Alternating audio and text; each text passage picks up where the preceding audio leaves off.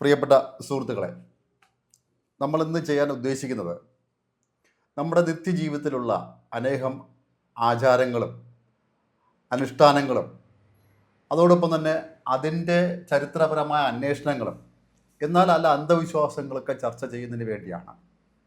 ഇതിന് നമുക്ക് ഇതിൻ്റെ ഒരു ചരിത്രപരമായ അന്വേഷണങ്ങളൊക്കെ അറിയുവാൻ നമ്മളെ കൂടെ ഇന്നുള്ളത് കേരളത്തിലെ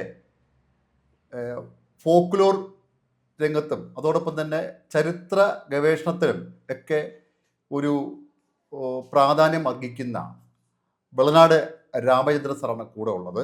സാർ നമസ്കാരം. നമസ്കാരം. സാർ, നമ്മുടെ മനുഷ്യൻ്റെ ജീവിതത്തിൽ അവൻ രാവിലെ ഉറക്കമഴിക്കുന്ന അന്ന് മുതൽ അവൻ ഉറങ്ങാൻ പോകുന്ന അതുവരെ അവൻ നിത്യജീവിതത്തിൽ അനേകം ആചാരങ്ങൾ ഇന്നും പിന്തുടരുന്നുണ്ട്. നമ്മളെല്ലാം മനസ്സിലാക്കുന്നതാണ്. ഈ ആചാരങ്ങൾ തന്നെ നമുക്ക് ഈ അന്ധവിശ്വാസങ്ങളായി മാറുകയും ഇത് മനുഷ്യന് അനേകം സമയങ്ങളും ഒക്കെ നഷ്ടപ്പെടുന്നുണ്ട്. അതിൽ പ്രധാനപ്പെട്ട ഒന്നാണ് ഇന്ന് കാണുന്ന രാഹുകാലവും മുഹൂർത്തവും. നമ്മളിപ്പോഴത്തെ ഒരു ഇലക്ഷൻ പത്രിക, ഈ നാമനിർദ്ദേശ പത്രിക സമർപ്പിക്കാൻ പോയത് തന്നെ കണ്ടതാണ്. ഈ ഇലക്ഷൻ ഓഫീസറുടെ അടുത്ത്, കളക്ടറുടെ അടുത്തേക്ക് ഈ ചാടിക്കയറി, രാഹുകാലത്തിന് മുമ്പേ കയറി ചെല്ലാൻ വേണ്ടി ചാടിക്കയറിയതും, അതായത് അവർ പിന്നെ അവിടുന്ന് ഇലക്ഷൻ ഓഫീസർ അവിടുന്ന് മാറ്റുകയൊക്കെ ചെയ്ത അവസ്ഥയുണ്ട്. അതായത് ഈ രാഹുകാലം എന്ന് പറഞ്ഞ പല മനുഷ്യരുടെ പല സമയങ്ങളും നഷ്ടപ്പെടുന്നുണ്ട്.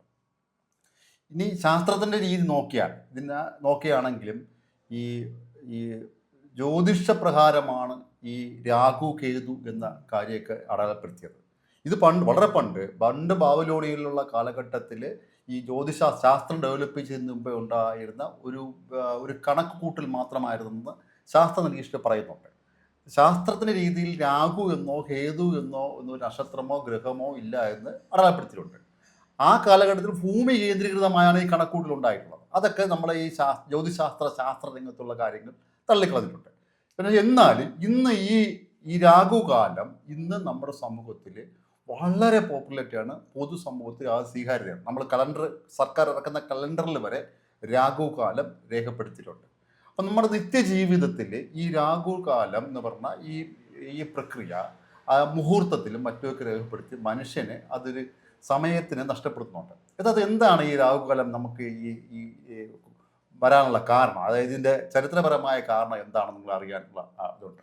അല്ലാതെ എൻ്റെ ഒരു യഥാർത്ഥ കാലം എന്ന് പറയുന്നത് ഈ ആദ്യകാലത്ത് മനുഷ്യരെ അതിശയിപ്പിച്ചത് ചന്ദ്രൻ്റെ വൃദ്ധക്ഷയങ്ങളാണ്. നമ്മൾ മലർന്നു കിടന്ന് ആകാശത്തേക്ക് നോക്കുമ്പോൾ ദൈനംദിനം വളർന്നു വരുന്ന ഒരു ചന്ദ്രൻ, പൂർണ്ണ വളർച്ചയെത്തിയതിനു ശേഷം ഇത് ശുഷ്കമായി തീരുന്നൊരു ചന്ദ്രൻ. അപ്പം ഈ മനുഷ്യനെ ആദ്യം അതിശയിപ്പിച്ച ആകാശത്തിലെ അതിശയം എന്ന് പറയുന്നത് ചന്ദ്രൻ്റെ വൃത്തിക്ഷയങ്ങളാണ്. ഇതിനെ വെച്ചുകൊണ്ടാണ് അവൻ പിന്നീട് കാലഗണന നടത്തുന്നത്. അപ്പോൾ ഈ സൂര്യൻ്റെ ഉദയാസ്തമനങ്ങളെക്കുറിച്ചോ അല്ലെങ്കിൽ പിന്നെ സൂര്യന് ചുറ്റും ഭൂമി കറങ്ങുന്നു എന്നുള്ള കണ്ടെത്തലിന് മുമ്പ് ചന്ദ്രനെ ആസ്പദമാക്കിയായിരുന്നു വർഷങ്ങൾ കണക്കാക്കിയിരുന്നത്. അന്നാണ് ഈ ചന്ദ്രഗ്രഹണത്തിനെയൊക്കെ ആസ്പദമാക്കിയാണ് ഈ രാഹുവും കേതുവും വന്നത്. അപ്പോൾ ഈ ചന്ദ്രഗ്രഹണം തന്നെ രാഹു ചന്ദ്രനെ വിഴുങ്ങുന്നതാണ് എന്നൊക്കെ പറയുന്ന സങ്കല്പം വന്നത് അങ്ങനെയാണ്. ഇത് യഥാർത്ഥത്തിൽ ഇതിനകത്ത് രണ്ട് തരം വിശ്വാസങ്ങളുണ്ട്. ഒന്ന്, യഥാർത്ഥ ജ്യോത്സ്യൻ പറയുന്നത് അല്ലെ ജ്യോതിഷകാരൻ പറയുന്നത് യാത്രയ്ക്ക് രാഹുകാലം പാടില്ല എന്ന്. യാത്രയ്ക്ക് മാത്രം ഉപയോഗിക്കുന്നുണ്ട്. അല്ല, യാത്രയ്ക്ക് മാത്രം പാടില്ല. അതെന്താണ് കാരണം? രാഹുവിന്റെ ചിഹ്നം എന്ന് പറയുന്നത് സർപ്പമാണ്. സർപ്പത്തിന് കയ്യും കാലും ഇല്ല. സർപ്പത്തിന് കാലില്ല. കാലില്ലാത്തത് കൊണ്ട് തന്നെ നമ്മൾ രാഹുകാലത്തിന് യാത്ര ചെയ്താൽ കാലിന് ക്ഷതം വരും, അംഗവൈകല്യം സംഭവിക്കുമെന്നൊരു വിശ്വാസം, പ്രതീകാത്മകമായ ഒരു വിശ്വാസം. ഇതവിടെ തീരുകയാണ്. പിന്നീട് നമ്മൾ എന്ത് ചെയ്തു? ഈ രാഹുകാലം എന്ന് പറയുന്നത് സർവത്ര ദോഷമാണെന്നും ഒന്നിനും കൊള്ളാത്തതാണെന്നും, വിവാഹത്തിന് കൊള്ളില്ല, യാത്രയ്ക്ക് കൊള്ളില്ല, വീട് തുടങ്ങാൻ കൊള്ളില്ല, ഒന്നിനും കൊള്ളാത്ത ഒരു അവസ്ഥമായി പിന്നീട് ഇതിനെ മാറ്റി സ്വാതന്ത്ര്യം പ്രഖ്യാപിക്കാൻ തന്നെ അർദ്ധരാത്രിയാക്കിയതാണ്. പക്ഷെ ഇവിടെ നമ്മൾ മനസ്സിലാക്കേണ്ട ഒരു കാര്യം, എന്തുകൊണ്ട് ഇപ്പൊ 1.5 മണിക്കൂറാണ് രാഹുകാലം. പകലുള്ളതുപോലെ രാത്രിയുണ്ട് രാഹുകാലം. അതെ. എന്തുകൊണ്ട് രാത്രി എടുക്കുന്നില്ല? ഭൂമി ഇങ്ങനെ സ്വയം കറങ്ങുന്നതായിട്ട് ഇതിൽ എടുക്കാൻ പറ്റില്ല, എടുക്കാൻ പറ്റൂല രാത്രിയും പകലും. രാത്രി. അപ്പൊ ഈ പകല് മാത്രമേ ഇതിന് ബാധകമുള്ളൂ. ഇതിനൊരു ഫോർമുല ഉണ്ട്, അറിയാം. അതുകൊണ്ട് നമ്മൾ പറയണം, ആധുനികന്മാർ കണ്ടെത്തിയ ഫോർമുല. മദർ സ father wearing the turban on Sundays എന്നാണ് അതിന്റെ ഇത്. അപ്പൊ മദർ എന്ന MO മൺഡേയിലാണ് തുടക്കം, 7:30 മുതൽ 9 വരെ. മദർ സാറ്റർഡേ 9 മുതൽ 10 വരെ. മദർ ഫാദർ ഫ്രൈഡേ എന്ന് പറയുന്നത് 10 മുതൽ 12 വരെ. മദർ ഫാദർ ബേറിംഗ് വെനസ്ഡേ അടുത്ത 1:30.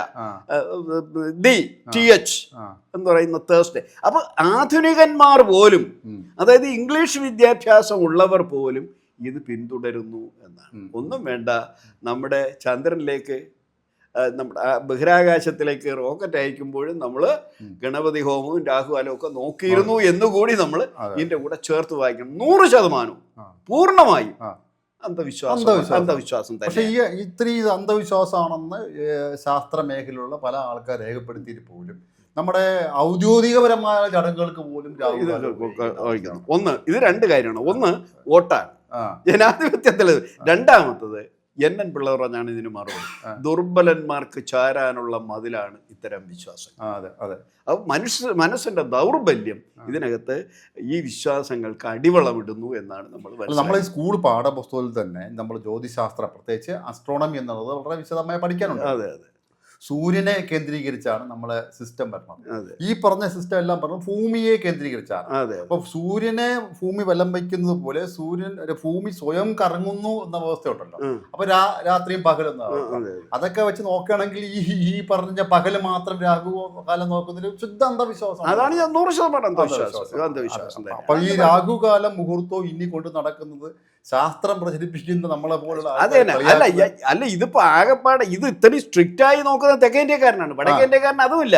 അവൻ വല്ലപ്പോഴൊക്കെ ഈ ലോകത്ത് വേറെ ഒരു രാജ്യത്തും നടപ്പില്ല. അവര് വിവാഹം കഴിക്കുന്നുണ്ട്, അവര് യാത്ര ചെയ്യുന്നുണ്ട്, അവര് അന്യഗ്രഹങ്ങളിലേക്ക് യാത്ര ചെയ്യാനുള്ള കുതിപ്പിലാണ്. അവിടെ എങ്ങും ഒരു രാഹുകാലവും ഇല്ല, ഗുളികാലവും ഇല്ല എന്നുകൂടെ നമ്മൾ മനസ്സിലാക്കേണ്ടതാണ്. അപ്പൊ ഈ രാഹുകാലം മുഹൂർത്തം എന്ന് പറയുന്നത് ശുദ്ധ അന്ധവിശ്വാസം, അബദ്ധം തന്നെയാണ്. അവനവന്റെ സൗകര്യത്തിന് കാര്യങ്ങൾ നടത്തുക.